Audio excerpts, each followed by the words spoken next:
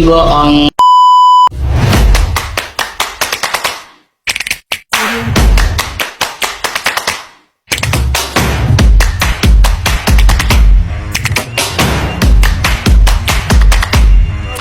Halo semuanya, selamat datang di video pembelajaran hukum bareng aku, Nurashila Zalfa. Kali ini kita bakal bahas salah satu mata kuliah paling penting di dunia hukum, yaitu hukum pidana. Biar gampang untuk dipahami, kita bahas dengan bahasa yang ringan dan contoh yang dekat dengan kehidupan sehari-hari. Bagian pertama, pengertian hukum pidana. Pertama-tama, apa sih hukum pidana itu? Secara sederhana, hukum pidana adalah aturan yang mengatur tentang perbuatan apa yang dilanggar oleh negara dan hukuman apa yang dijatuhkan kalau larangan itu dilanggar. Contohnya pencurian, pembunuhan, penipuan, dan korupsi. Jika ada yang melanggar contoh yang tadi saya sebutkan, maka negara punya hak untuk menghukum pelakunya. Yang kedua, tujuan hukum pidana. Nah, tujuan hukum pidana itu bukan cuma untuk menghukum, tapi juga yang pertama, melindungi masyarakat dari kejahatan. Yang kedua, mendidik dan memperbaiki pelaku biar nggak ngulangin lagi, dan menjaga ketertiban dan keadilan di masyarakat. Jadi, hukum pidana bukan cuma soal balas dendam negara, tapi lebih ke menjaga keseimbangan sosial. Yang ketiga, unsur tindak pidana.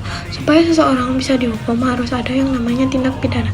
Tindak pidana itu punya dua unsur utama.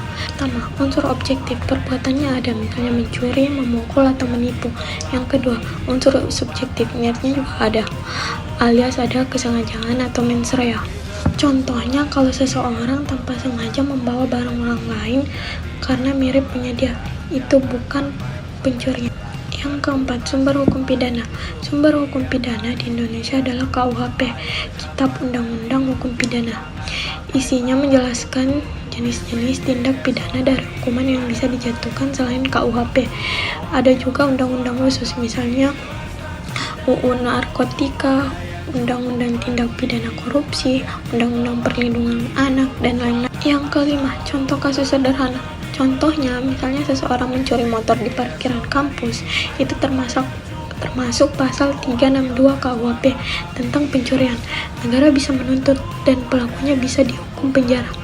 Tapi kalau orang itu cuma pinjam motor temannya dan izin, ya bukan pidana, karena niatnya tidak jahat.